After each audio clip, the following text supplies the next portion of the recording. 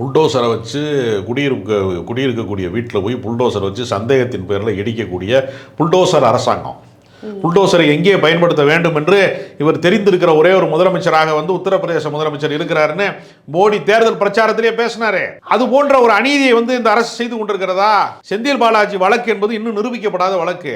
அமலாக்கத்துறை அதாவது வழக்கமாக போலீஸ் நம்ம மேலே ஒரு வழக்கு போடுறாங்க அப்படின்னா, இந்த குற்றம் செய்ததாக நம்ம மேலே எஃப்ஐஆர் போடுறாங்கன்னா அதை நீதிமன்றத்தில் அவங்க நிரூபிக்கணும். ஒரு திருடினார், இந்த மாதிரி தகராறு பண்ணார், கொலை பண்ணார் அப்படிங்கிறக்கான எவிடன்ஸ் நீதிமன்றத்தில் அவங்க பொறுப்பேற்கணும். அமலாக்கத்துறைக்கு அந்த பொறுப்பு கிடையாது. ஒருத்தர் மேலே வழக்கு போட்டால் அதை நிரூபிக்க வேண்டிய அவசியமே அவன் கிடையாது. 0.5% மட்டும்தான் இது வரைக்கும் அமலாக்கத்துறை நிரூபிச்சிருக்கிறாங்க.